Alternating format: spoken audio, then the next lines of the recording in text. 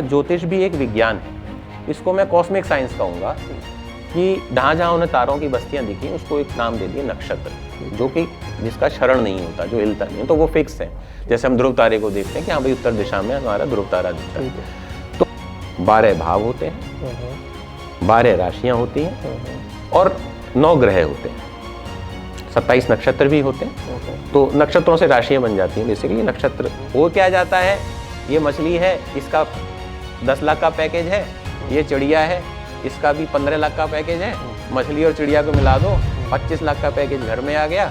तो राहु केतु शनि, अगर शॉर्ट में बोलो राकेश बोल दूं, राहु केतु और शनि, तो ये बदनाम हो गए ग्रह। देखिए ये ग्रहों से डरना नहीं चाहिए, ठीक है, डरना चाहिए अपने बुरे कर्मों से।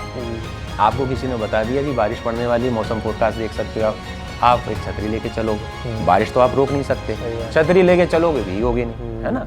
संस्कृत में हमको बचपन में पढ़ाते थे, अभिवादनशीलस्य नित्यम वृद्धोपसे विना चत्वारि तस्य वर्धन्ति आयुर्विद्या यशोबलम। अब पूरे गांव में ढूंढा गया कि अरे यार किसी के घर बिल्ली ने बच्चे दिए हैं क्या, बिल्ली का बच्चा ढूंढा गया, फिर वो बांधा गया और तब गुरुजी पूजा करेंगे। हेल्थ से रिलेटेड किसी का कोई इशू है, उसमें क्या उसको बेनिफिट दे चीज़ सबसे पहले आप मन से करते हो। बिल्कुल। मनसा करते कर्तम ना शरीरस्य एवा लिंगते भार्या तैवा लिंगते सुतम।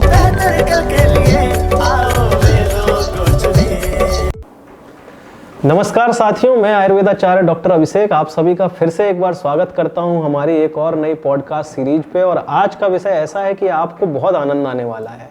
ये भारत में आजकल जो है घर घर में जो है प्रचलन में बढ़ता जा रहा है और लोग इस पे बड़ा इंटरेस्ट ले रहे हैं। आज हमारे साथ हैं ज्योतिष के एक्सपर्ट मनीष रावत जी, जो आगरा से आज हमारे पास आए हैं हमारे स्टूडियो में। तो सबसे पहले भाई आपका स्वागत है, जो आपने हमारे लिए समय निकाला। धन्यवाद अभिषेक। और आज हम आपसे जो है हमारे दर्शकों के लिए ज्योतिष से जुड़ी बड़ी सारी चर्चा करेंगे, इससे रिलेटेड इसकी साइंटिफिक चीज़ों पे, इसको लेके बहुत सारे लोगों के मन में ये भी आता है कि ये अंधविश्वास है। तो प्रश्न हम पूछेंगे, तो मैं चाहूँगा पहले तो आप अपना एक छोटा सा परिचय दें और फिर हम आगे बढ़ें।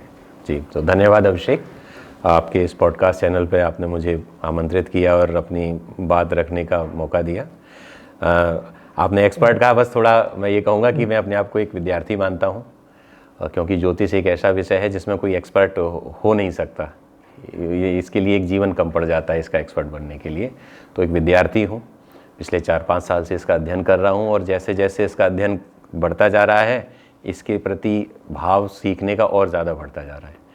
बाय प्रोफेशन मैं एक इंजीनियर हूँ और मेरा जो एक उद्देश्य रहा है ज्योतिष के अध्ययन का, वो ये रहा कि मैं भी यही सवाल था कि यार ये चीज़ें सही होती हैं क्या, क्या अंधविश्वास है।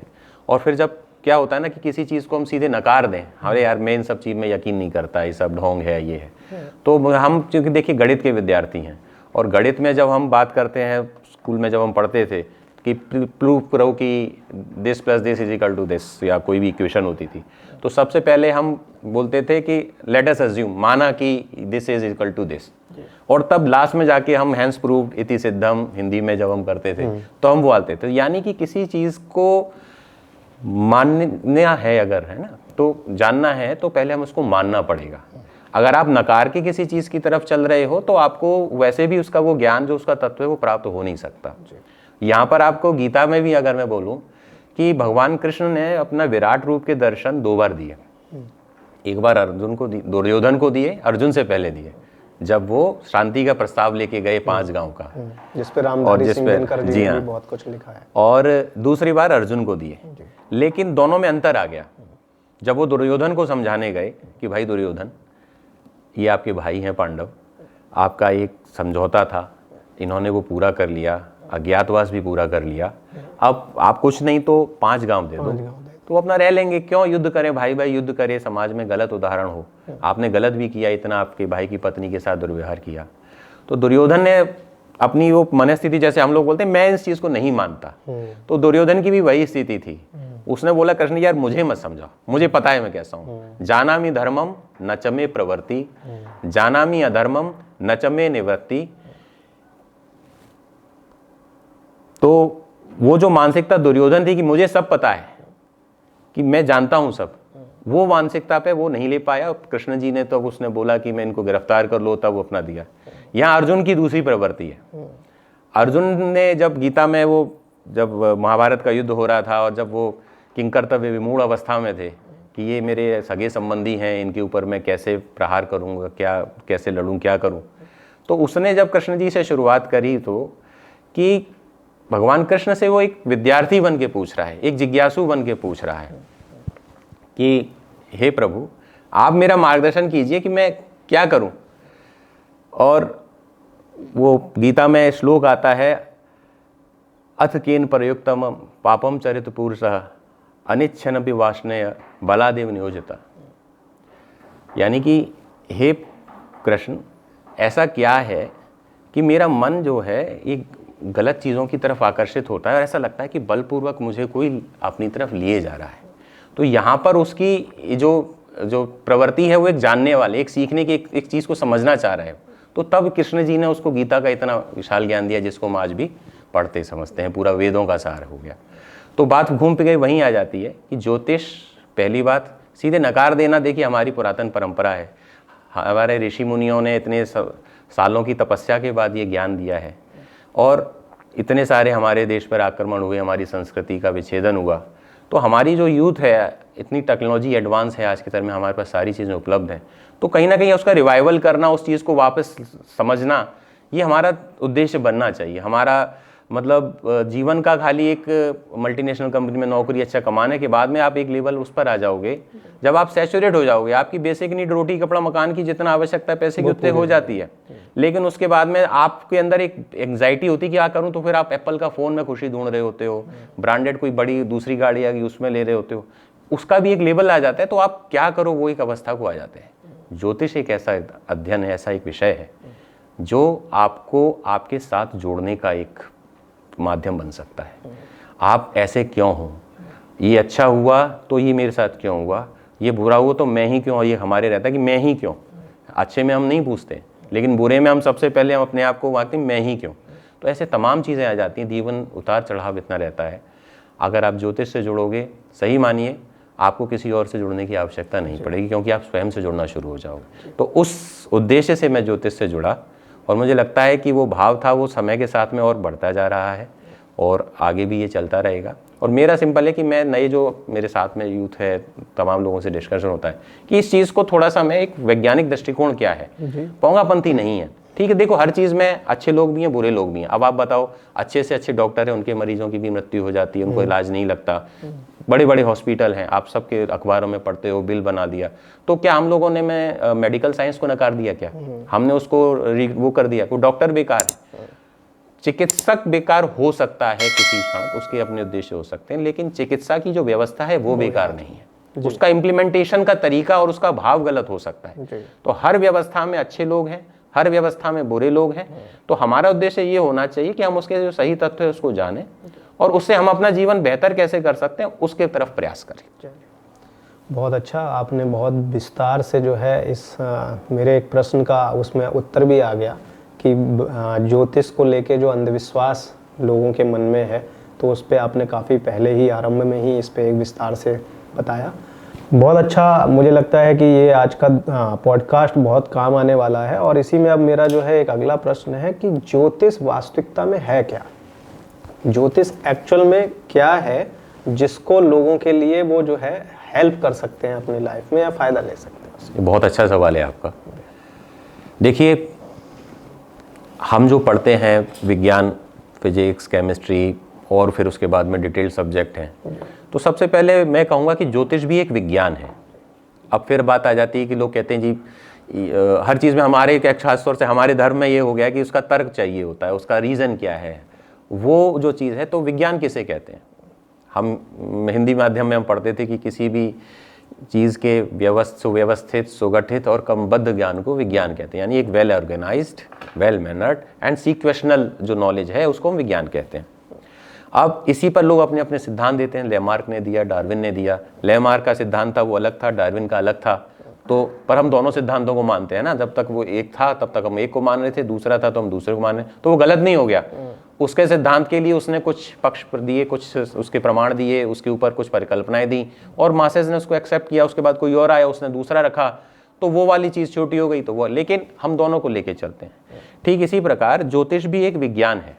इसको मैं कॉस्मिक साइंस कहूँगा कि जो हमारे सामने प्रत्यक्ष चीज़ें हैं जिसको हम महसूस कर पा रहे हैं, देख पा रहे हैं, उनका ज्ञान अलग है जिसको हम देख सकते हैं। ये कॉस्मिक ज्ञान है, जो 9 ग्रह जो पूरी सृष्टि में हम जिसको हम मानते हैं, उन 9 आपके जन्म के समय पर जो 9 ग्रहों की स्थिति आकाश में, अंतरिक्ष में कहाँ पर थी, उसका जो एक फ्रेम बन जाता है, उसका एक मान लीजिए एक पिक्चर, जैसे सीसीटीवी में आप एक लाइव होता है तो आपने उसका फोटो खींच लिया, तो वो जो चीज़ है वो एक आपकी कुंडली हो गई। अब हमारे जैसे मैं दिल्ली से फरीदाबाद जा रहा हूँ तो रास्ते में 50 स्टॉप पड़ेंगे कि बदरपुर है या नेहरू प्लेस है या कहाँ है। तो ऐसे ही आकाश में आप किसी चीज़ को कैसे मेजर करो, तो ऋषि मुनियों ने और जो भी इसके अन्वेषक थे उन्होंने तारों की बस्तियों को आइडेंटिफाई किया। और पहले राजा लोग स्पॉन्सर करते थे, जैसे आज आप पीएचडी करो, बहुत सी कंपनियां स्पॉन्सर करती हैं, और हम एक कृषि प्रधान देश रहे हैं। तो बेसिकली ज्योतिष की शुरुआत जो हुई थी, हमारे जो 16 संस्कार होते हैं हिंदू धर्म के, उसके लिए सही मुहूर्त निकालने के लिए हुई थी। मुहूर्त सही चीज के लिए, क्या काम करने के लिए क्या समय उचित है, और ऋषि मुनि उसके ऊपर खोज करते थे और राजाओं के आश्रय में ये सारी व्यवस्थाएं चलती थी। तो दूर दराज जाया करते थे, कोई हिमालय पर गया, कोई कहीं गया, अपना अध्ययन किया, पूरा जाने के दौरान उन्होंने क्या अनुभव किया, और उसको फिर हमने एक स्ट्रक्चर्ड तरीके से अपना एक सिद्धांत बना लिया। आज की तारीख में अगर हम बात करें जो हम डेटा साइंस या आर्टिफिशियल इंटेलिजेंस की बात करते हैं, तो ये भी तो वही है कि आप एक पैटर्न है, आप जैसे व्हाट्सएप में टाइप कर रहे हो तो आप क्या लिखने वाले हो, उस मैसेज की एक जो फ्लो है, तो वो संभावित शब्द आपको अपने आप बताने लगता है। ठीक है, आप जैसे यूट्यूब वगैरह पे आप गाना सुन रहे हो तो आपकी क्या लाइकिंग हो सकती है, उसके आधार पर संभावित गाने आपको उसी फ्लो में आने लगते हैं। तो ये भी एक उस तरीके की डेटा साइंस थी जो सैकड़ों वर्षों के अध्ययन अनुभव के बाद में, सैकड़ों तो कम कहूँगा, हजारों वर्षों के और तमाम ऋषियों के उस अनुभव को उन्होंने पीढ़ी दर पीढ़ी ट्रांसफर किया। परंपरागत गुरु शिष्य परंपरा से ज्ञान ट्रांसफर होता रहा और अपग्रेड होता रहा, और उस चीज को उन्होंने एक स्ट्रक्चर्ड तरीके से सिद्धांतों के रूप में रखा। तो मैं बात कर रहा था कि जैसे आप दिल्ली से फरीदाबाद की रास्ते में तमाम पढ़ते हैं, तो ऐसे ही ऊपर आकाश मंडल को उन्होंने तारों के आधार पर उसका एक मैप बना लिया। तो जहां जहां उन्हें तारों की बस्तियां दिखी उसको एक नाम दे दिया नक्षत्र, जो कि जिसका क्षरण नहीं होता, जो हिलता नहीं, तो वो फिक्स है। जैसे हम ध्रुव तारे को देखते हैं कि हाँ भाई उत्तर दिशा में हमारा ध्रुव तारा दिखता है, तो उन नक्षत्रों को उन्होंने नाम दिए। तो 27 नक्षत्र हमारे ये बन गए। अब हर समय ये ग्रह मूवमेंट कर रहे हैं। सूर्य जैसे पूरा एक दिन होता है, सूर्य का हमारा सुबह शाम का प्रक्रिया है, फिर चंद्रमा आता है, तो हर ग्रह हर समय एक मूवमेंट कर रहा है, उसकी अलग अलग गति है।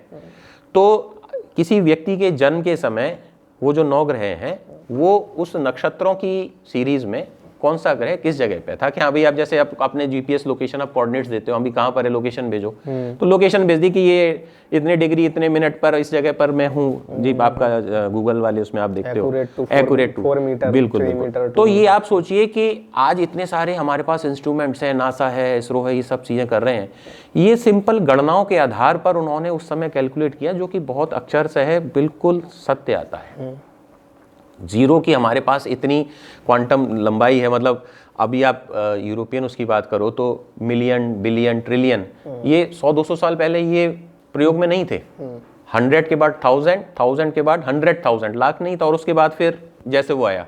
लेकिन हमारे पास आप देखो, हमारे तो जो टेक्स्ट है हमारे वेदों में और बाकी चीज़ों में, जीरो की कितनी सारी यूनिट्स के बारे में लिखा गया है, पॉजिटिव साइड में भी और नेगेटिव साइड में भी।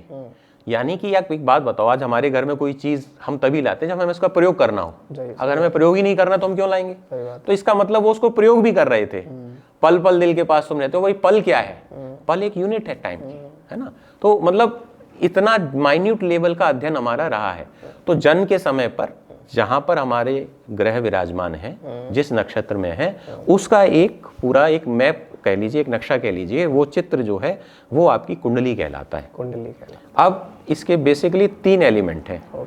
सबसे पहले 12 भाव होते हैं, 12 राशियां होती हैं, और 9 ग्रह होते हैं, 27 नक्षत्र भी होते हैं। तो नक्षत्रों से राशियां बन जाती हैं। बेसिकली नक्षत्र थोड़ा और डिटेल्ड उसमें आ जाता है। तो अभी हम थोड़ा इसको सूक्ष्म रखते हैं ताकि हर किसी का एक लेवल समय के साथ बढ़ता है। तो ये 12 भावों में, 12 राशियों में और 9 ग्रहों में सृष्टि की जितनी भी चीजें हैं, या कह लीजिए जितने भी संज्ञा, सर्वनाम, विशेषण, ये सारी चीज़ें जो हम देख सकते हैं, जो इमोशन, जो फीलिंग, जो बीमारी, जो रंग, जो पदार्थ, वस्तु, कुछ भी इन सभी में बांट दिया गया कि ये 12 भावों में इन सब चीज़ों को बांट दिया गया, इन 12 राशियों में पुनः उन चीज़ों को बांट दिया गया, और उन 9 ग्रहों में भी पुनः उन चीज़ों को बांट दिया गया। अब आप इसको ऐसे समझिए कि ये एक ऊर्जा का संचरण लेके चल रहा है। अब इस ऊर्जा का बैलेंसिंग किसके जन्म के समय पर, कहाँ पर, किस तरीके की कॉस्मिक ऊर्जा स्टोर हुई है ना, तो उस तरीके से उस व्यक्ति का व्यवहार आचरण बनता है। आगे की परिस्थितियों की एक उसका, जैसे एक बीज बोते हैं हम, तो एक साथ आप 10 बीज बोते हो, एक में अच्छा फल निकलता, अच्छा पेड़ निकलता है, 3-4 बीज नहीं डेवलप हो पाते हैं। तो ऐसी वो एक ऊर्जा उस बीज के साथ में क्या आई है, और वो अपने समय आने पर, जैसे आप रेडियो FM सुनते हो, आप अपना FM का जब एंटीने उसको वो लोकेशन लगाते हैं तो थोड़ी सी घरघराहट होगी, फिर आपको जो सुनना है वो एक पर्टिकुलर फ्रीक्वेंसी है, वो मैच हो जाएगा, तब आपको वो गाना आनेगा। अब आपको लगा नहीं न्यूज़ सुनना है, तो आपने फिर उसको थोड़ा सा घुमाया और उसकी जो फ्रीक्वेंसी अगर जब पकड़ ली तो वो मैच हो जाएगा। तो ऐसे ही इसको आप ये कहिए कि दशा और अंतरदशा, जो ग्रहों का समय फिर एक गणना के आधार पर आएगा, तो उस समय आपकी एक पर्टिकुलर वेवलेंथ आपकी चल रही होगी, और उस समय कॉस्मिक एनर्जी एक अलग तरीके, एक चैनल चल रहा होगा। तो उन चीज़ों का किस तरीके से आपके ऊपर प्रभाव पड़ेगा, और उस प्रभाव से आप सकारात्मक रूप से कैसे जा सकते हो और नकारात्मक रूप से कैसे जा सकते हो, दोनों तरीके के प्रभाव, उसके साथ में आपकी जीवन की व्यवस्था चलती है। तो ये ज्योतिष का एक मोटा मोटा एक जिसको हमने कुंडली वो बना दिया। तो इसी से जुड़ा एक और मेरा प्रश्न है कि कुंडली बहुत सारी चीज़ों में, जब हमारे खास करके लाइफ के कुछ इम्पोर्टेंट डिसीजन हम ले रहे होते हैं, जैसे कि मैरिज, या कोई जब हम किसी समस्या में फंसे होते हैं कि नौकरी नहीं लग रही, या फिर जो है कोई फलाना बिजनेस है जो वो एक बड़े स्तर पे नहीं पहुंच रहा, तो कई बार लोग जो है अपनी कुंडलियां दिखवाते हैं जी, और उसके कुछ उपाय बताए जाते हैं फिर। तो कितना ये जो है कारगर होता है, और ये कितना एक्चुअल में करवाने की आवश्यकता होती है? जी, बहुत अच्छा सवाल है आपका।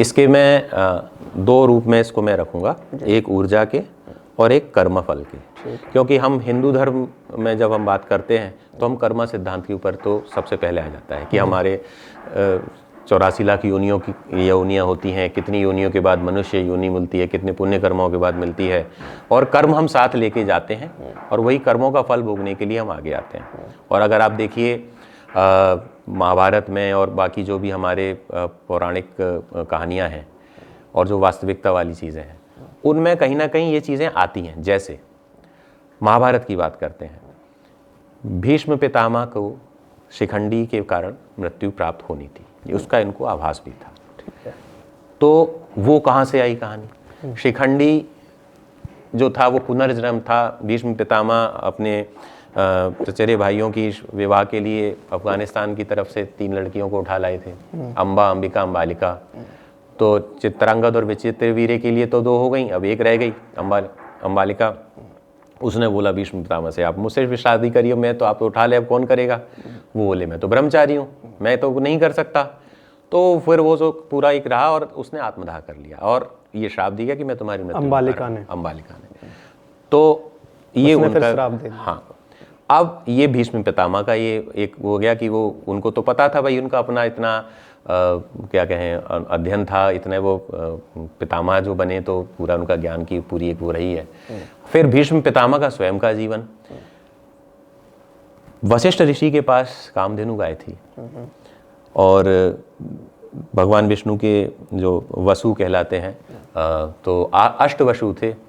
अब वो जब पृथ्वी पे विचरण करने आए होंगे, ऐसी कहानी है, तो वो कामधेनु गाय देख करके एक जो 8वां वसु था उसकी पत्नी बोली कि ये गाय इन ऋषिवर के पास कामधेनु गाय का क्या काम है, ये तो हमारे पास होनी चाहिए। अच्छा।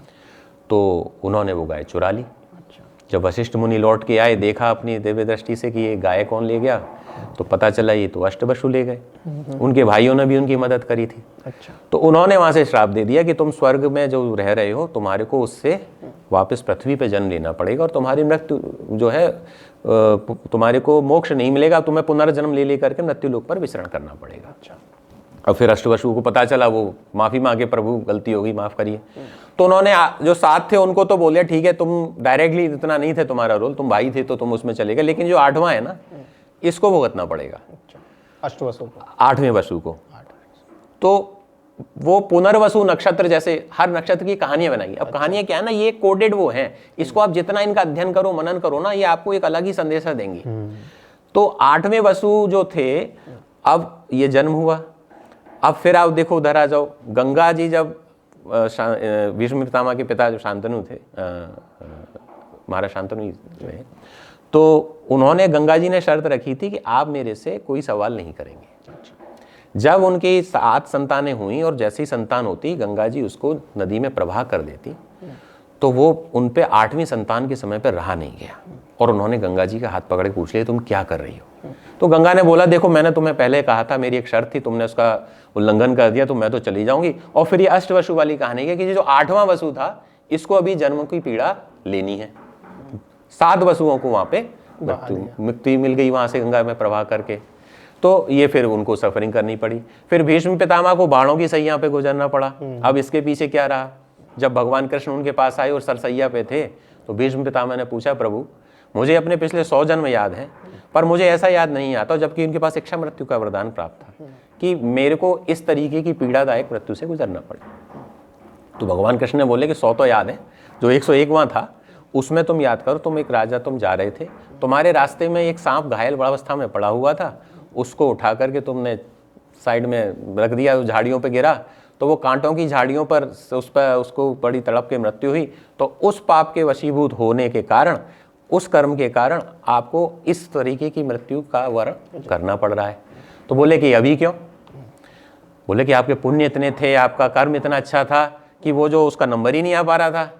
तो अब क्या हुआ? तो अब आपने कौरवों का साथ दिया, गलत धर्म के विरुद्ध जाकर के किया, आपकी पुत्र वधू का चीरहरण हुआ, आप मौन रहे, आपके अभिमन्यु का वध के समय आपने अपना पालन नहीं किया अपने कर्तव्य का। तो जो आपका पुण्यों का संचय था उसका क्षरण इतना ज़्यादा हो गया और अब आपको वस्तुतः इस अवस्था में आना पड़ा। तो अब ये 3 उदाहरण आप देखेंगे कि कहाँ पर आपके पूर्व कर्म और पुनर्जन्म थ्योरी जो है वो काम करती है कि आपको आपका एक कर्मफल भोगना पड़ता है। अच्छा भी अवश्यमेव भोक्तव्यम कृत कर्मम शुभाशुभम। आपको अपने किए हुए कर्म का शुभ और अशुभ फल अवश्य ही भोगना पड़ता है। ठीक है। इसमें एक और चीज़ मैं बोलूँगा, जैसे जब महाराज दशरथ के संतान नहीं, भगवान राम तो पुत्रेष्टि यज्ञ किया और काफ़ी लंबे अरसे बाद हुए, जब चारों भाई हुए, जो कहानी उसकी अलग है। तो भगवान जब उनके संतान नहीं थी तो उनके जो मंत्रीगण थे वो पूछते कि महाराज आपको तो चिंता ही नहीं लगती, संतान नहीं हो रही, इतना आपका राजकाज है, कौन देखेगा ये सारा? तो दशरथ जी बोलते कि भाई ये बात सही है, नहीं है, पर ये होगी क्योंकि मुझे श्रवण कुमार के माँ बाप ने श्राप दिया है कि मेरी मृत्यु पुत्र वियोग में होगी। तो कहीं ना कहीं हर चीज वहां से जुड़ी हुई है। किए हुए कर्मफल हैं कि वहां से तो पुत्र वो का कुंडली में आते हैं। वो तो आपका जो कर्म ऋण आप लेकर के आ रहे हो। आप जीव तो देखिए, मनुष्य का शरीर इतना बड़ा है, उसके अंदर भी एक जीव है। हाथी उससे भी बड़ा है, उसके अंदर भी वही जीव है। जिराफ है, उसके अंदर भी जीव है। एक छोटी सी चींटी है, उसके अंदर भी जीव है। और उससे भी छोटे कीट पतंग है, उसके अंदर भी जीव है। यानी वो जो जीव है वो सूक्ष्मते भी सूक्ष्मतर है। और जब मनुष्य का शरीर छूटता है तो वो यहाँ छूट करके वो जीव तत्व जो है वो अपनी अलग जिस योनि में जो भी जाना होगा वो उस कर्म के साथ में अपना उसके साथ वो चला जाता है। तो बात है कि वो संचित ऊर्जा जो हमने क्रिएट की, आज जो हम जी रहे हैं, अपने भविष्य का जन्म की तैयारी कर रहे हैं। और हमारे आने वाली पीढ़ियों का भविष्य लिख रहे हैं। हमारे कर्म, हम उनका भाग्य कैसा हो, बोलते हैं ना, माता पिता बड़े बुजुर्गों की संपत्ति मिलती है, जमीन जायदाद मिलती है, कर्म भी मिलते हैं। आज आप देख रहे होगे ऑटिज्म और तमाम सारी बीमारियां बच्चे के देखते हैं, कितना वेल्दी फैमिली है, न्यूट्रिशन की कोई कमी नहीं, तमाम नौकर चाकर घर लगे हुए हैं, पैसे की कोई कमी नहीं है, लेकिन इस तरीके की पीड़ा से गुजरना पड़ रहा है। तो कहीं ना कहीं कुछ पुराने या इस वर्तमान जन्म के कुछ कर्म ऐसे हो जाते हैं जो कि हमको यहाँ पर, तो ये कुंडली के रूप में तो ये चीज वहां पे आ जाती है, इस कुंडली में आती है। दूसरा जो सवाल है विवाह की कुंडली। देखिए, कुंडली मिलान एक अपनी बहुत अच्छी एक व्यवस्था है। फिर से आप ऐसे समझिए कि एक ऊर्जा के साथ आप पैदा हुए। अब आपकी जो ऊर्जा है उसी ऊर्जा के साथ मैच करने वाला अगर जातक आपका विवाह जीवन में मिल जाए तो आपका सामंजस्य अच्छा बैठ सकता है। अच्छा, होता क्या है कि कुंडली को हमने सिंपल वो 36 गुण जो मिलाने तक वहां तक सीमित कर दिया है, लेकिन ये काफी डिटेल्ड प्रोसेस है। अब फास्ट फूड का जमाना है, ना तो पूछने वाले के पास उतना टाइम है, ना बताने वाले के पास उतना टाइम है, तो वो बस हाँ जी पंडित जी इतने गुण मिल रहे हैं, वो बूटा, और फिर कमर्शियलाइज चीजें हो गई हैं। आदमी जो तक उसके मन की कहने वाला नहीं मिल जाता वो चलाता रहता है। पंडित भी जैसे डॉक्टर है, इसकी नहीं लग रही तो उसको दिखा लिया 2 दिन बाद, तो आदमी को फास्ट फूड वाला सोल्यूशन चाहिए होता है। तो वो चीज़ समाज ने भी, लोगों ने भी स्वीकार कर लिया, जी इतने गुण मिल रहे हैं, नहीं मिल रहे हैं तो वो कैसे मिलेंगे वो बता दो, नाम बदलवा दो। तो कहीं ना कहीं आप ऊर्जा का अलाइनमेंट बिगाड़ रहे हो। अब एक व्यक्ति का मान लीजिए विवाह वाले, उसमें एक ऊर्जा है, मान लीजिए उसके सप्तम भाव में राहु बैठा है, जैसे मैंने बताया कि 12 भाव होते हैं, विवाह का भाव 7वां भाव होता है कुंडली का, और वहाँ राहु बैठा हुआ है। अब संभावना है कि राहु जैसे जो राहु ग्रह है उसके जो प्रॉपर्टीज हैं उससे रिलेटेड संभावना उसके जीवन पाती के जीवन के स्वभाव में हो सकती है। अब जब मैं कुंडली मिला रहा है कोई और भी तमाम चीज़ें, ये बहुत बेसिक है, मतलब इसके अंदर भी बहुत डिटेल है, तो मैं बस एक मोटे तौर पे एक सिंपल एक बात रख रहा हूँ। इसके विरोधाभास हो सकते हैं किसी के, आप इसको सिर्फ समझने के उद्देश्य से देखें। तो अब यदि राहु विदेश का भी कारक है, राहु एक परंपरा के विरुद्ध जाकर काम करने का भी कारक है, संभावना हो सकती है कि अगर इस व्यक्ति के विवाह उसकी दूसरी जाति के किसी जाति धर्म वाले उससे हो जाए, या विवाह के उपरांत ये विदेश चला जाए, या विदेश में जाकर के इसकी शादी हो, तो ऐसी चीजों में वो अलाइनमेंट थोड़ा सा बेहतर हो जाता है ऊर्जा का, पीड़ा कम नहीं होगी। देखिए 2 चीजें हैं, एक ऊर्जा का बैलेंसिंग, एक मछली है तो उसको पानी में ही रहने के लिए स्थान देखा जाए, और चिड़िया है उसको उड़ने के लिए स्थान देखा जाए। वो क्या जाता है, ये मछली है इसका 10 लाख का पैकेज है, ये चिड़िया है इसका भी 15 लाख का पैकेज है, मछली और चिड़िया को मिला दो 25 लाख का पैकेज घर में आ गया।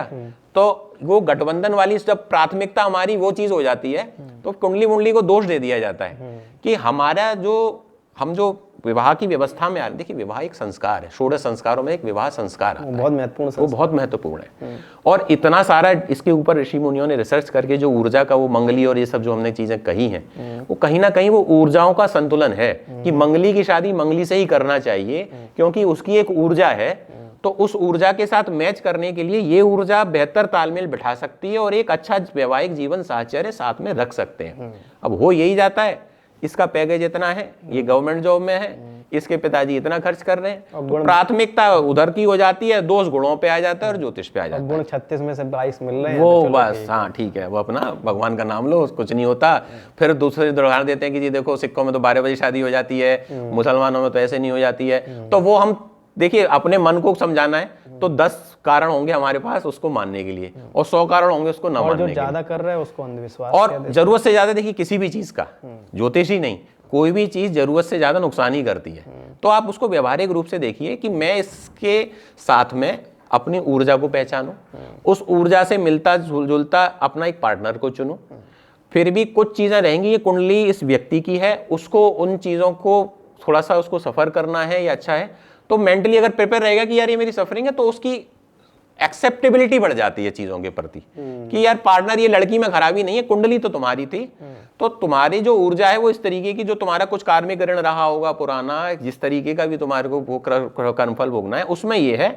तो जो पुरानी गलती है उसको सुधारने का प्रयास करो। वो जो पीड़ा से आप गुजर रहे हो छोटा मोटा, अगर आपकी देखिए स्वीकार्यता बढ़ जाती है, अभी पानी का गिलास है, इसमें नमक डाल दिया जाए, नमक 1 मुट्ठी डाल दिया जाए, पानी इतना रहेगा आप पी नहीं सकते, लेकिन आप पानी की मात्रा बढ़ा लेंगे तो आप इसको पीने लायक बना सकते हैं। तो आपके हाथ में बस अपना ही रेस्पॉन्सिवनेस है, दूसरे को आप नहीं कर। समस्या क्या हो जाती है, हम तो वैसे ही, हम तो ऐसे ही हैं, हम प्रयास करते हैं दूसरे को बदलने का।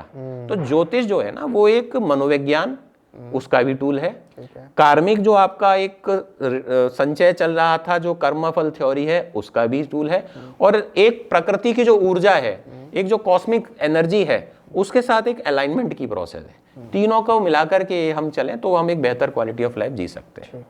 तो कुंडली पे आपने बड़े अच्छे तरीके से जो बताया, इसी से रिलेटेड एक और मेरा प्रश्न जी, हो सकता है थोड़ा फनी सा लगे। नहीं फनी, ज्योतिष तो फन का ही विषय है, आप इसको तो आनंद इसका लगे। लोगों को आजकल जो है बड़ा वो रहता है, और उसको लेके बड़े सारे उपाय लोग करते रहते हैं। जी। जैसे कि 3 ग्रह नक्षत्र जो मेरी समझ में आते हैं कि लोग उससे बड़ा डरते हैं, जैसे कि राहु केतु और शनि। और हर जगह जो उन्हें तुम्हारा शनि खराब है, तुम्हारा राहु खराब है, जी, जी, तुम्हारा केतु खराब है, तुम इसका उपाय करवाओ, तुम्हारा ये होना चाहिए। और लोगों के अंदर भी बड़ा जो है इसको लेके एक अजीब सा रिएक्शन आता है। बिल्कुल। तो क्या इन ग्रहों नक्षत्रों के खराब होने से, नेगेटिव होने से एक तो डरना चाहिए जी, या नहीं डरना चाहिए जी। और अगर इसका समाधान क्या है, इसका सॉल्यूशन क्या है? अगर किसी ने ये आइडेंटिफाई कर लिया किसी तरीके से कि हाँ उसकी कुंडली में वाकई में राहु गड़बड़ है या केतु गड़बड़ है या कोई और ग्रह है जो गड़बड़ है, तो उसका समाधान क्या वास्तविकता में संभव है जी। और किस तरह से उसको अपने आप को रिएक्ट करना चाहिए, उसमें अलाइन करना चाहिए? ये भी बहुत अच्छा सवाल है आपका। देखिए, राहु केतु शनि, अगर शॉर्ट में बोल राकेश बोल दूं, राहु केतु और शनि, तो ये बदनाम हो गए ग्रह। देखिए, ये ग्रहों को हम जब 9 ग्रह की हम बात करते हैं तो गुरु, शुक्र, बुध और चंद्रमा जो पूर्णिमा का है वो सौम्य ग्रह कहे गए, ठीक है, थोड़ा सा बेनिफिक। और राहु, केतु और शनि ये क्रूर ग्रह कहे गए, मेलेफिक, थोड़ा दुष्ट। राकेश जी। और सूर्य को भी क्रूर में रखा गया, बट सूर्य पिता की तरह है जो बच्चे का हित नहीं चाहता, बट अनुशासन में उसे डांटता, बेटा ये मत करो, डिसिप्लिन थोड़ा सा, वो सूर्य को उस तरीके से लेके चले, एक तरह से फौजी है। हाँ। अब होता क्या है कि ये सर्टिफाइड बदनाम हो गए राहु केतु शनि, लेकिन पीड़ा तो गुरु भी देते हैं, पीड़ा तो बुध भी देते हैं और पीड़ा तो अपने शुक्र भी देते हैं, चंद्रमा भी देते हैं। अच्छा। इनफैक्ट चंद्रमा सबसे ज्यादा देते हैं। अच्छा। क्योंकि भाई आपका मन, सबसे बड़ी चीज तो मन है, वो मन से जुड़े हुए हैं। अच्छा। और जो भी आप काम कर रहे हो मन में कर रहे हो पहले, तो मतलब सारे ग्रह किसी न किसी शरीर के अवयव से जुड़े हुए, शरीर के अवयव से जुड़े हुए। पंच तत्व जैसे हमारा हम बात करते हैं, ठीक है, ज्योतिष हो चाहे आयुर्वेद हो, ठीक है। आयुर्वेद क्या कर रहा है, पंच तत्वों की बात करता है ना, पृथ्वी, जल, वायु, अग्नि या वात पित्त कफ, है ना, और त्रिधातु अपना वात पित्त कफ। और ज्योतिष के भी फिर से जैसे मैंने कहा 12 भाव, 12 राशि और 9 ग्रह, ये भी इन एलिमेंट्स में बटे हुए हैं। तो इन एलिमेंट्स के हिसाब से ही आपकी ऊर्जा काम कर रही है। अब राहु की बात करते हैं। राहु फिर से जैसे बताया गया कि अनऑर्थोडॉक्सी वाला एक वो है, लोगों ने डरा दिया आपकी राहु की महादशा चल रही है, राहु यहाँ हो गया, केतु वहाँ हो गया, शनि भगवान तो वो क्या ही क्या। देखिए, ग्रहों से डरना नहीं चाहिए, ठीक है, डरना चाहिए अपने बुरे कर्मों से, क्योंकि हम क्या ले रहे हैं, हम हमारे कर्मों का फल भोग रहे हैं। कुछ हमें पता है, कुछ हमें नहीं पता है। ज्योतिष और ये जो ग्रहों का सिद्धांत है, ये सिर्फ आपको एक सही मार्ग पर चलने की प्रेरणा देने के लिए है। अगर कोई व्यक्ति जो सृष्टि के बनाए नियम हैं उनके पालन करके रह रहा है, अधर्म का आचरण नहीं कर रहा है, महिलाओं को सम्मान से देखता है, दूसरे के पैसे के प्रति गलत नियत नहीं रखता है, अपने रिश्ते की जो जिम्मेदारियां हैं उनको ईमानदारी से निभा रहा है, और जो भी मर्यादित हर धर्म में जो आचरण की परिभाषा दी गई है उसके हिसाब से चल रहा है, तो ग्रहों की टेंशन ज़्यादा ना लें। अल्टीमेटली ये सीसीटीवी है। आप कोई पाप का जैसे चोर करा तो 500 सीसीटीवी देखे, अच्छा इसने चोरी करी थी, वो पकड़ लिया, उसको जेल ले जाए, तो ये सीसीटीवी लगे हुए हैं 9। आप अगर कोई गलत काम कर नहीं रहे तो आप निश्चिंत रहिए, ईश्वर पे विश्वास रखिए और अपना मस्त रहिए, ज़्यादा टेंशन ना लें। थोड़ा सा ये ज़रूर हो जाता है, मैं जैसे आप क्या करते हैं, अब एक हेल्थ चेकअप की एक व्यवस्था चल रही है ना, आप एनुअल हेल्थ चेकअप कराते हो, आपने कराया, आपने देखा जी कोलेस्ट्रॉल आपका बढ़ा हुआ आया है, तो डॉक्टर आपको क्या बोलेगा कि आप थोड़ा सा चिकनाई कम खाओ, है ना, तो नहीं तो आपको हार्ट रिलेटेड डिसीज हो सकती है। ठीक, ज्योतिष भी बस यही है, आपको एक मार्गदर्शन दे दिया डॉक्टर साहब ने, भाई साहब 45+ हो गए हो, थोड़ा सा चिका तला भुला कम खाओ, बाहर का खाना कम खाओ और थोड़ा सा योगा वोगा करो।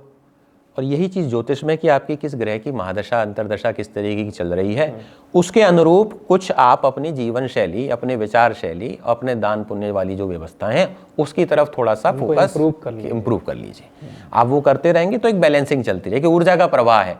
राहु चल रहा है, राहु श्रमिक वर्ग का है, राहु पीड़ितों का है, उनकी सेवा में थोड़ा समय ज़्यादा लगाइए। राहु थोड़ा शनि है, थोड़ा सा साफ सुथरी व्यवस्था से रहिए, है ना, क्योंकि अब आप ठंड पड़ रही है, रजाई में से निकलने की इच्छा नहीं होती। हम पड़े हुए तो बोलते हैं घर वाले क्या सनीचर बना रखा है, बाल वाल कैसे कर रखे, क्या है, तो आप देखिए एक ऊर्जा हमारी कैसी होगी, हम पड़े हुए हैं, कहीं कोई दिनचर्या का नियम नहीं है, तो नकारात्मक विचार आएंगे। कोई उठने का कहेगा बेटा नहा ले कर ले, गुस्सा आएगा, चिल्ला के बात करेंगे, माता पिता कुछ करेंगे, पढ़ाई लिखाई नहीं करने की इच्छा नहीं होगी। तो एक लिंक्ड है। और जब इस तरह के कर्म करेंगे, मान लीजिए इस तरह के रिएक्ट करेंगे, तो उसके दुष्प्रभाव होंगे कि सामने वाला रिएक्ट करेगा, बिल्कुल फिर वो कह देगा कि वो शनि खराब, वो शनि खराब रहा, वो बनना अल्टीमेटली वो ऊर्जा उस समय उस तरीके की काम करी। अब जैसे बोला जाए आपको बाहर बारिश पड़ने वाली है, आपको किसी ने बता दिया जी बारिश पड़ने वाली है, मौसम फोरकास्ट देख सकते हो आप एक छतरी लेके चलोगे, बारिश तो आप रोक नहीं सकते, छतरी लेके चलोगे भीगोगे नहीं, है ना। तो आप प्रिपेयर हो जाते हो कि इस तरीके की एक वो ऊर्जा आने वाली है, तो मुझे किस चीज़ का ध्यान देना है, किस चीज़ पर मुझे कंट्रोल करना है, किस चीज़ को और मैं बेहतर कर सकता हूँ। दूसरी आपने बात करी उपायों की। देखिए उपाय भी सब काम करते हैं, ऐसा नहीं है। फिर वही ऊर्जा है, जैसे हम दवाई ले रहे हैं वैसे एक ऊर्जा कॉस्मिक, एक तरीके से दवाई हमारी शरीर की इम्यूनिटी को बढ़ाती है, और ये उपाय है, इसको मैं सब कहूँगा कॉस्मिक इम्यूनिटी है। तो जो दवाइयाँ देख रहे हैं हम, जो सारी जो डॉक्टरी मेडिकल उसमें हैं, तो वो एक प्रत्यक्ष चीज़ें जो देख रहे हैं, लेकिन जो अप्रत्यक्ष चीज़ें हैं जिसको हम साइंटिफिक रूप से, जो साइंस की जो वर्तमान परिभाषा है उस रूप से नहीं देख पा रहे हैं, समझ पा रहे हैं, इसका मतलब ये नहीं कि वो है नहीं। जब तक न्यूटन के सर पे सेब नहीं गिरा था, ऐसा नहीं था कि गुरुत्वाकर्षण का सिद्धांत काम नहीं कर रहा था, सिद्धांत अपनी जगह था। उस सेब गिरने के बाद में उसके सोचने की प्रक्रिया उसने तब चालू करी, कॉन्सेप्ट बना दिया उसने, और हमने उसको मानना शुरू कर दिया कि भैया ये चीजें ऊपर से नीचे की तरफ आती हैं, इसको हम ग्रेविटी कहते हैं, और उसके बाद फिर आगे तमाम चीजें हैं। तो सिद्धांत अपनी जगह काम कर रहा है, आप मानो मत मानो, वो उससे कोई फर्क नहीं पड़ता। बिजली है, करंट बह रहा है, आप मानो मत मानो, तार पकड़ोगे झटका लगी जाना है। तो उपाय जो है बेसिकली, आप जैसे दवाई लेते हो, आप शरीर की विटामिन बी, मैग्नीशियम और जो कंटेंट होते हैं आप उसको इंप्रूव करते हो, है ना। आप एक तो जनरल इम्यूनिटी बढ़ाते हो। आप भाई दवाई में आप क्या कर रहे हैं, आप एक जनरल इम्यूनिटी की दवाई दे रहे हैं, आप उस पर्टिकुलर वायरस को जो करना है, अब उसमें वायरस, अब जैसे होम्योपैथी वगैरह में उसी का थोड़ा सा मात्रा में वही वायरस आप देते हो ताकि शरीर डेवलप, जो वैक्सीन में आप सिद्धांत लगाते हो कि कोविड है तो थोड़ी सी मात्रा में वो उसका वायरस वाला वो है ताकि शरीर की इम्यूनिटी डेवलप हो जाए, सिमिलर काइंड ऑफ चीज का, है ना। तो ऐसे ही जो आपका पंच तत्व है और ये वात पित्त कफ है, इस तरीके से पदार्थों में भी ऊर्जा, क्योंकि भाई हर कण में ये सारी चीजें हैं, हम जो बात करते हैं इलेक्ट्रॉन प्रोटॉन न्यूट्रॉन और सारी व्यवस्था है, तो वो ऊर्जा हर चीज में उसी तरीके की ऊर्जा काम कर रही है। अब दान करने से, जल में प्रवाह करने से, है ना, सेवा करने से, और जो हवन करने से, पाठ करने से, तो हम उन 5 तत्व जो वायु तत्व है, अग्नि तत्व है, जल तत्व है, हम कहीं ना कहीं वो बैलेंस, जैसे तराजू का पलड़ा है, इस पलड़े पे एक चीज भारी हो रही है, तो मैं इस पलड़े पे उसी के बराबर मात्रा में कुछ चीज रख देता हूं, तो थोड़ा सा वो बैलेंस हो जाता है। इसमें मैं एक और चीज आपको कहना चाहूंगा, देखिए फिर वही आ जाती है कि आपको कर्मफल भोगना कितना है, किस मात्रा का है। अब जैसे हनुमान जी जब सीता माता को खोजने के लिए जा रहे थे, तो सुरसा रास्ते में थी, और उनका वरदान था उनके पास कि कोई भी जाएगा उसको उनके मुंह का ग्रास बनना पड़ेगा। अब हनुमान जी जब वहां गए तो प्रारब्ध था या कर्मफल था या जो भी कहे कि सुरसा के मुंह का ग्रास उनको बनना है। हनुमान जी के पास अपना बुद्धि विवेक था, तो रामचरितमानस में बोला कि जैसे ज्यों ज्यों सुरसा बदन बढ़ावा, तासु दून कपि रूप दिखावा, है ना। तो सुरसा ने अपना मुंह बढ़ाया, हनुमान जी उससे बड़े हो गए, और बढ़ाया उससे भी और बड़े हो गए, और एकदम से हनुमान जी जब उसने मुंह बहुत बड़ा कर लिया, अति सूक्ष्म मुंह लघु रख करके उसके मुंह में चले गए, सकुशल वापस आ गए। तो उसका जो प्रारब्ध का उसका जो नियम था वो भी पूरा हो गया, और इनका जो बचाव था वो भी हो गया, उसकी भी मर्यादा हो गई, और आपकी भी मर्यादा हो गई, आपका बचाव हो गया। तो वही चीज ज्योतिषी सिद्धांत में है, आपका कार्मिक ऋण कितना है। ठीक है, आप जा रहे हो, एक व्यवस्था से आपको गुजरना है, एक दुख से आपको गुजरना है। अब जैसे आपने हेलमेट नहीं पहनी है, पुलिस वाले ने पकड़ लिया, आप बहुत सी बार निकल जाते हो ऐसी हेलमेट पहने, आपको नहीं पकड़ा गया, आपका चालान नहीं कटा, लेकिन आप तो गलत तो कर रहे हो, जो आप नियम है उसके आधार पे पकड़ लिया, हाँ भाई 1000 रुपये का चालान कटेगा। अरे अंकल हम तो यहीं रहते हैं, आपका लड़का मेरे साथ पढ़ता है, मैं तो वो अच्छा ठीक है आगे से ध्यान से चलाना, तो आपको छोड़ देता है, या चल ठीक है 1000 नहीं 100 रुपये दे जाओ, ठीक है।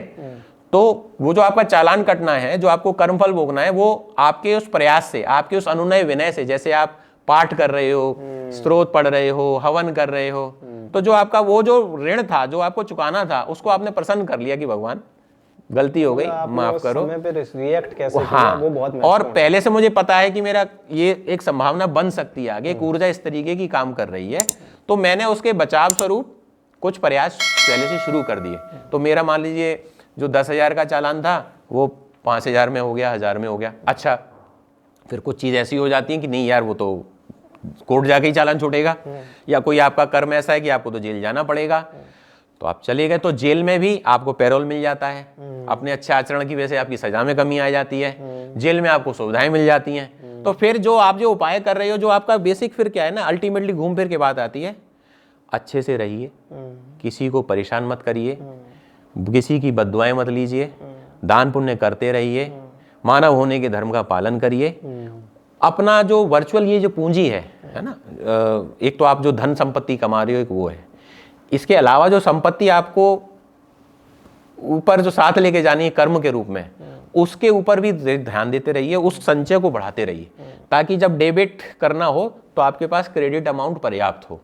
तो उपाय वाली बात यह है। अच्छा, इसमें दूसरा क्या हो जाता है कि, और देखो इसी पे हमारे तो इतने सारे व्रत त्योहार, ये दान करो, एकादशी पर ये दान करो, मकर संक्रांति पर ये दान करो, दीपावली पर हम ये कर रहे हैं, ये पूजा पाठ कर रहे हैं, ये सब कहीं ना कहीं आप देखो तो दान, पूजा पाठ और ये वो उनकी बैलेंसिंग है कि जो प्रकृति की जो कॉस्मिक ऊर्जा का नकारात्मक प्रभाव है, उसको आपकी इम्यूनिटी बेहतर रहे उसको हैंडल करने के लिए। जैसे कोई महामारी फैल रही है, एक ही परिवार में एक व्यक्ति को बहुत ज्यादा उसका प्रभाव पड़ जाता है, एक व्यक्ति को थोड़ा कम पड़ता है, एक को कुछ भी नहीं पड़ता, एक ही जगह रह रहे हैं। तो अगर वो सिद्धांत वैसे ही काम कर रहा होता तो सभी को बराबर बराबर होता और पीड़ा साथ एक जैसी भोगनी होती, लेकिन ऐसा नहीं होता।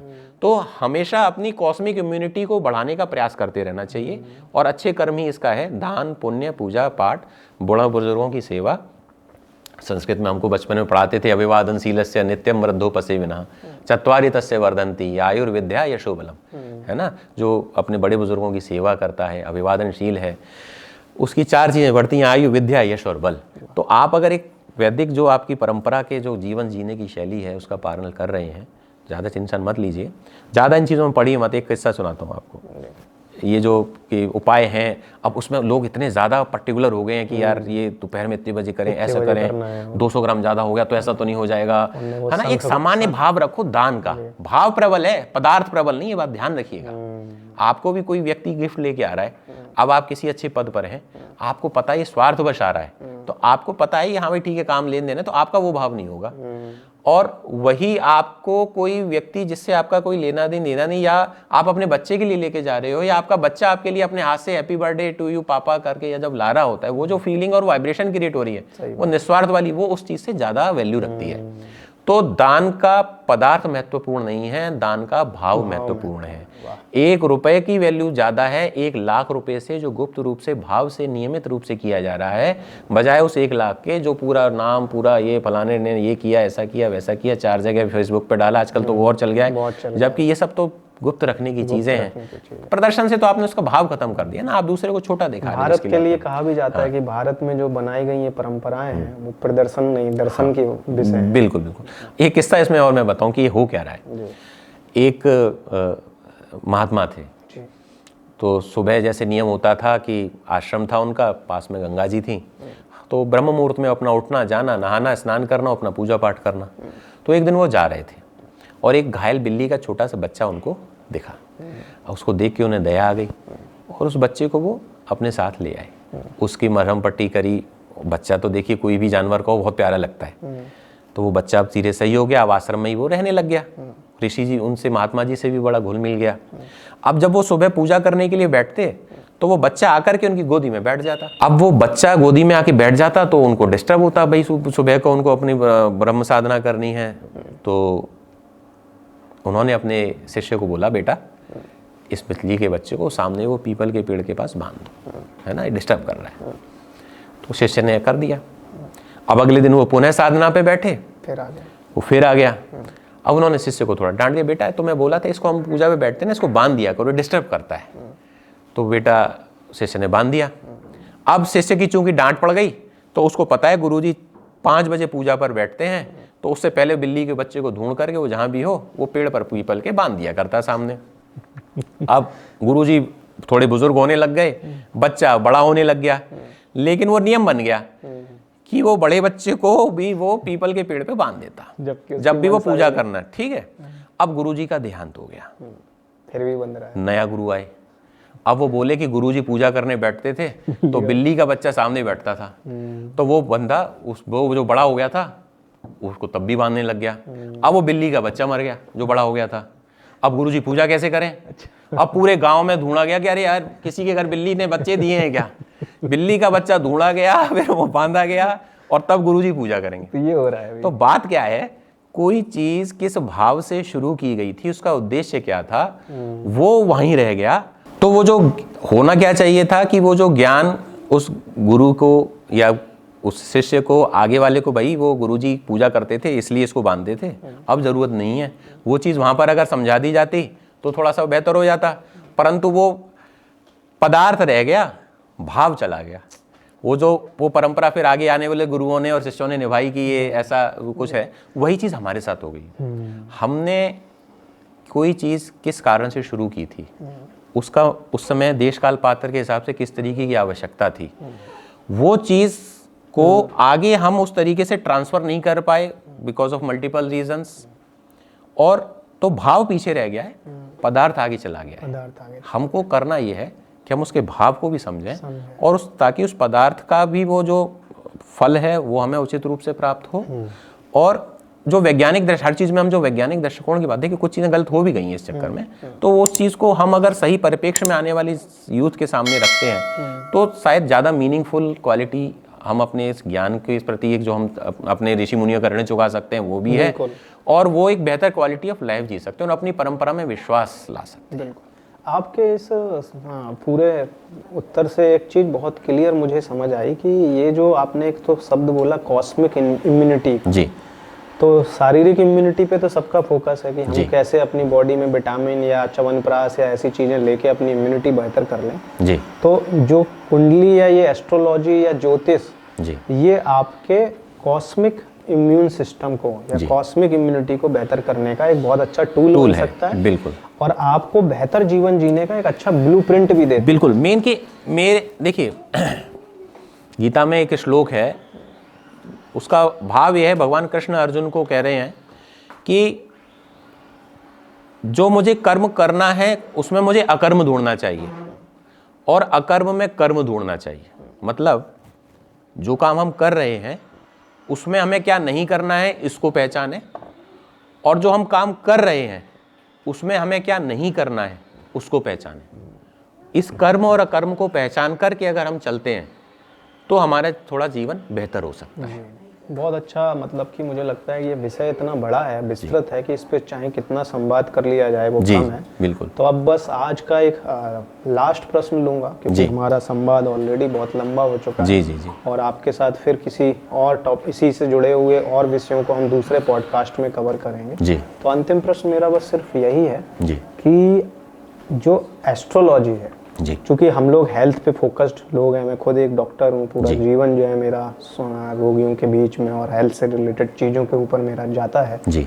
तो उसमें हम लोग एस्ट्रोलॉजी को हेल्थ से जोड़ के किस तरह से डिसीज रिलेटेड या कोई अगर हेल्थ से रिलेटेड किसी का कोई इशू है उसमें क्या उसको बेनिफिट दे सकते हैं? तो बिल्कुल देखिए, फिर से इसके दो विषय रहेंगे, इस जवाब के दो हिस्से रहेंगे।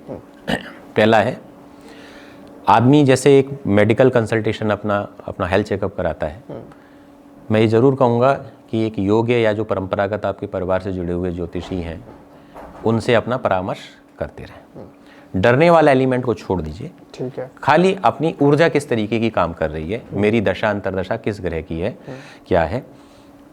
और मैं ये जरूर सजेस्ट करूंगा कि थोड़ा सा अध्ययन अपना स्वयं का इस चीज़ पे रहा है, क्योंकि हमारा ज्ञान है, ये अलग से ज्ञान नहीं था, ये जीवन जीने का हिस्सा था, जो अब एक बाहर की चीज़ जैसा हो गया कि हमको खुद ही नहीं पता, हम खुद ही नहीं इसको मानते जानते हैं। उससे क्या होगा कि आपको कोई डरा रहा है, देखिए हर तरीके के लोग डॉक्टर हैं, आप देखिए कि मेडिकल बिल कितने हॉस्पिटल लाखों का बना देते हैं, वेंटिलेटर पे रखते हैं, तो हर तरीके के लोग हर व्यवस्था में हैं। बिल्कुल।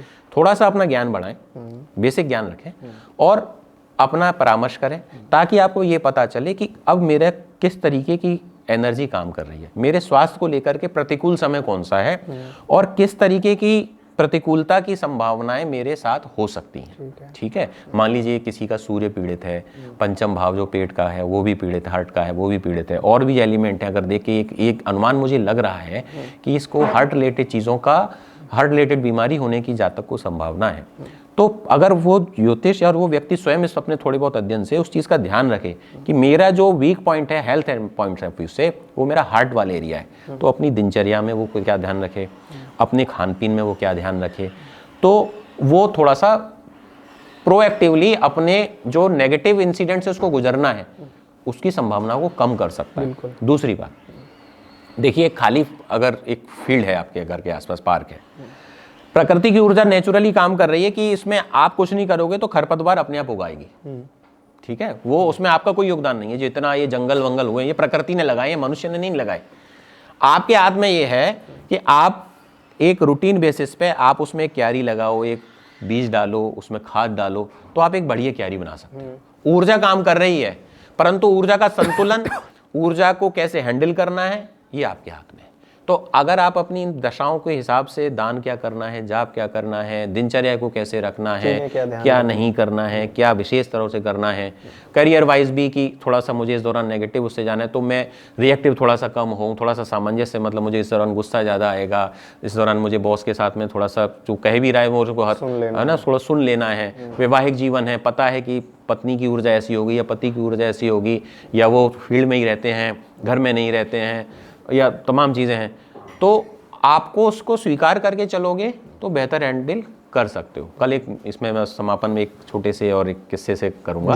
मेरे मित्र से कल एक चर्चा हो रही थी और बड़ा अच्छा, वो भी ज्योतिषी के हम दोनों विद्यार्थी हैं।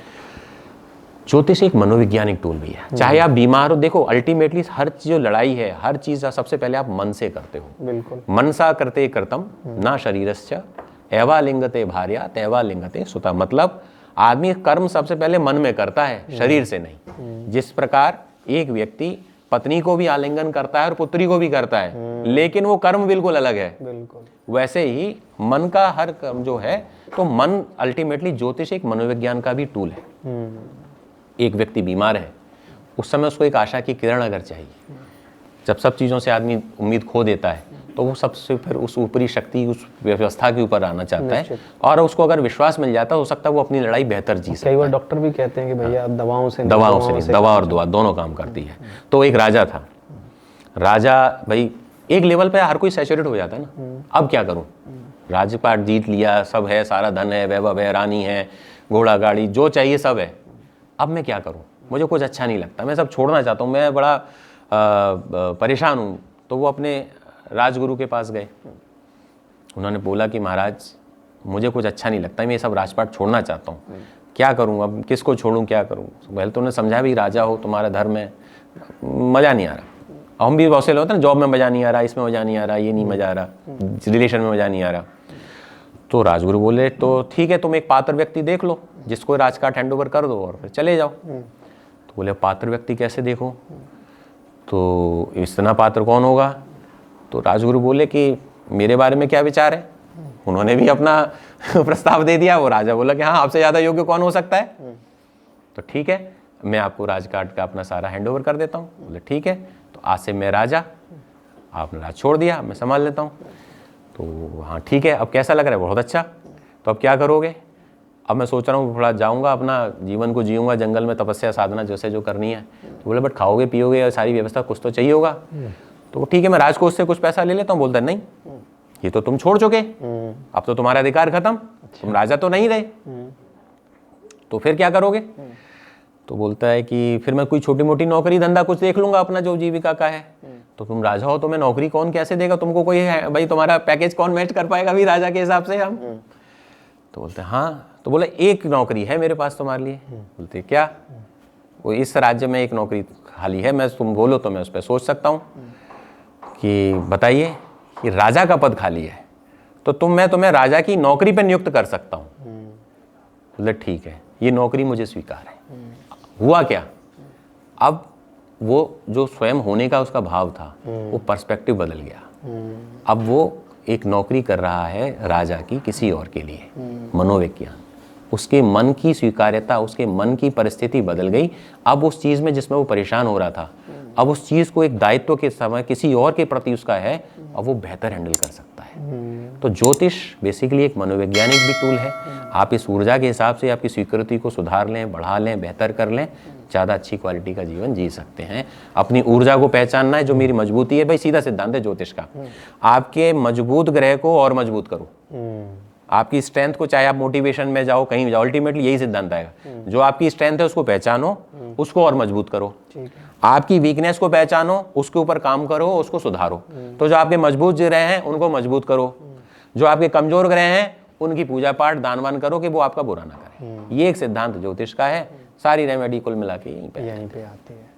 तो बड़ा अच्छा आज का संवाद रहा और मुझे लगता है कि हमने काफ़ी सारे पॉइंट्स कवर किए हैं और लोगों को बड़ा आनंद आया होगा। और आप सबसे भी मेरा एक अनुरोध है कि अगर आपको भी कोई विषय जो एस्ट्रोलॉजी से रिलेटेड जानना है, समझना है, तो आप कमेंट बॉक्स में ज़रूर प्रतिक्रिया करिएगा और हम कोशिश करेंगे कि उनको हम कंपाइल करके एक और नए पॉडकास्ट को लेके आएँ और आपको हमारे मनीष भाई के साथ ज़रूर जोड़ें। और इनसे भी अगर आपको कोई परामर्श लेना है, चर्चा करनी है या अपने किसी विषय के लेके, क्योंकि सबसे बड़ी समस्या जो मैं देखता हूँ आज के समय में कि इसको लेके सही सजेशन मिलना बड़ा मुश्किल है। उसको लेके मिसगाइडेड लोग बहुत ज़्यादा हो रहे हैं और किए भी जा रहे हैं। तो अगर आपका भी कोई अगर कुछ प्रश्न है, कोई समाधान है, चाहते हैं आप, तो इस स्क्रीन पे आ रहे नंबर पे भी आप बात करके उन तक जो है कनेक्ट कर सकते हैं।